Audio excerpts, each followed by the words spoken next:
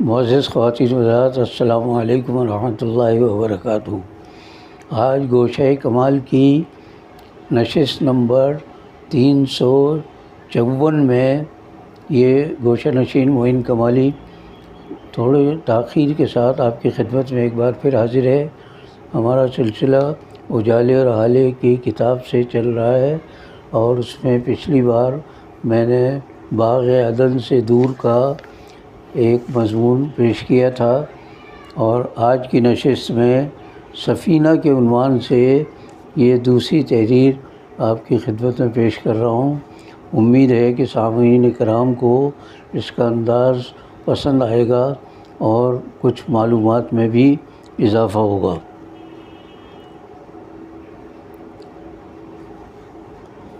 یہ کون لوگ تھے جو جنگل سے بڑی بڑی لکڑیاں کاٹ کر لاتے، ایک میدان میں جمع کرتے اور کئی دن تک انہیں آروں سے چیر کر تختے بناتے رہے؟ ضرورت کے مطابق تختے تیار ہو گئے تو انہوں نے مختلف تختوں کو جوڑ کر کشتی بنانی شروع کر دی۔ آس پاس کوئی سمندر یا دریا نہیں تھا جس میں اتنی بڑی کشتی چلائی جا سکتی۔ یوں بھی یہ لوگ جسمانی طور پر کمزور، معاشی لحاظ سے نہایت خستہ حال اور معاشرے میں کسی بلند منصب و مقام کے حامل نہ تھے۔ قریب سے گزرنے والے ان کا مذاق اڑاتے اور کہتے یہ تو واقعی دیوانے ہو گئے ہیں۔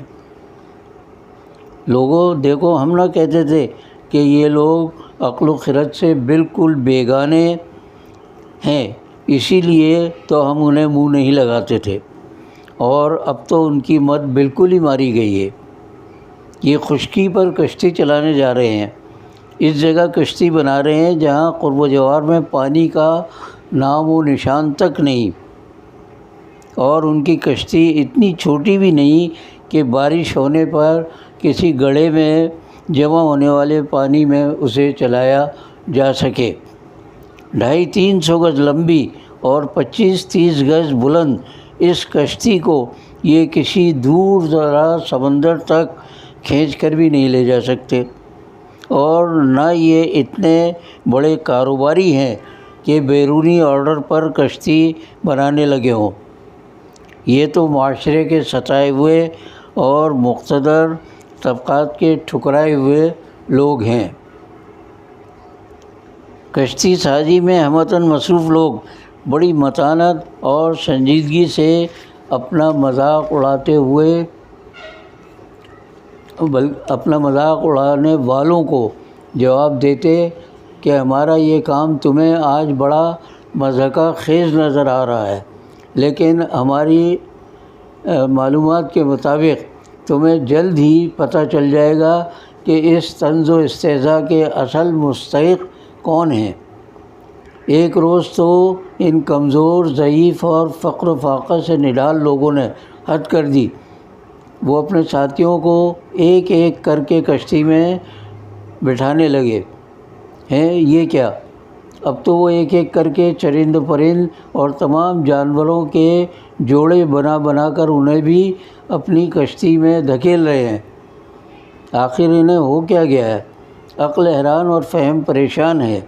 آنکھیں صرف دیکھ سکتی ہیں، لیکن ہر ایک کا دماغ سوچنے سے عاجز ہے۔ خواتین چولہے جلانے اور کھانے پکانے میں مصروف تھی کہ اچانک ان سب نے خوفزدہ ہو کر چیخنا شروع کر دیا۔ وہ گھر چھوڑ کر دیوانہ وار میدانوں کی طرف دوڑ پڑی۔ ان کے چولہے آگ کے بجائے پانی اگلنے لگے اور اس کی سطح بلند سے بلند تر ہونے لگی۔ مکان، درخت، ٹیلے، انسان، مال، مویشی سب اس پانی کی زد میں آ گئے۔ شہر کے لوگ بھاگ بھاگ کر پہاڑوں کی بلند چوٹیاں تلاش کرنے لگے اور ان پر پناہ لینے لگے۔ آج کشتی والوں کے ان پر ہنسنے کا دن تھا۔ بلند و بالا چوٹی پر جانے والوں میں ایک نوجوان کنعان بھی تھا۔ کشتی میں بیٹھے باپ نے اسے پکارا، کنعان یہاں آ جاؤ، پہاڑ کی بلند چوٹی تمہیں پانی کے طوفان سے نہ بچا سکے گی۔ کفر اور عمر کی سرکشی نے اس کی زبان سے کہلوایا، ابا جان مجھے آپ کی پناہ نہیں چاہیے، اس فلک بوز چوٹی کی پناہ میرے لیے کافی ہے۔ اچانک ایک ہولناک موج آئی اور اسے تنکے کی طرح بہا کر لے گئی۔ پانی کے تیز رفتار دھارے زمین کے اندر اور زمین کی سطح ہر جگہ سے نکل رہے تھے۔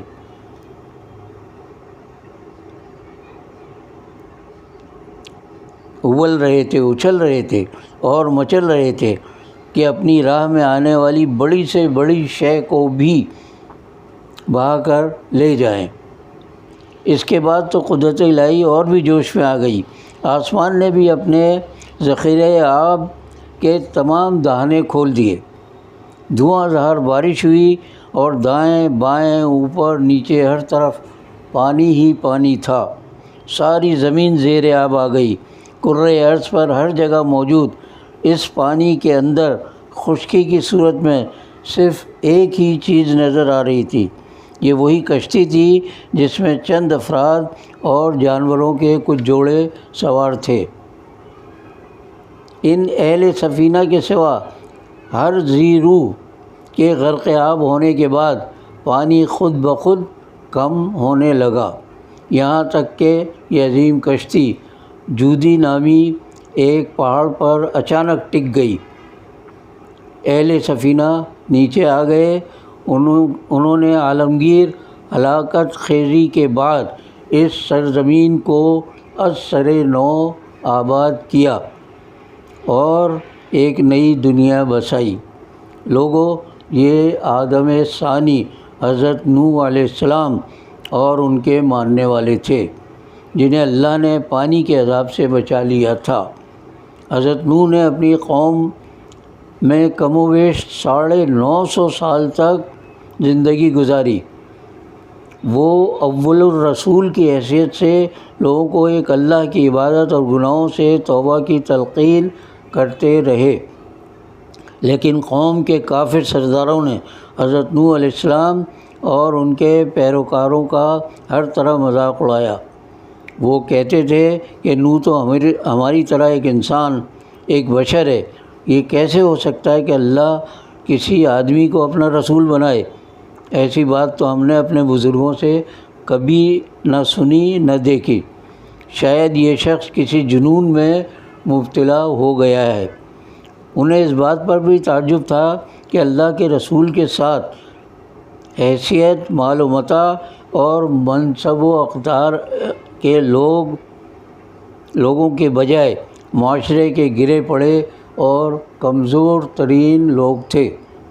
قوم کی بغاوت اور سرکشی حد سے گزر گئی تو اللہ نے پانی کا عذاب ان پر نازل کر کے انہیں تباہ و برباد کر دیا۔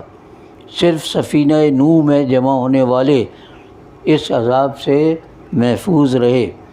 حضرت نوح کا بیٹا کنعان بھی نہ بچ سکا، اس لیے کہ وہ کافروں اور ظالموں میں سے تھا۔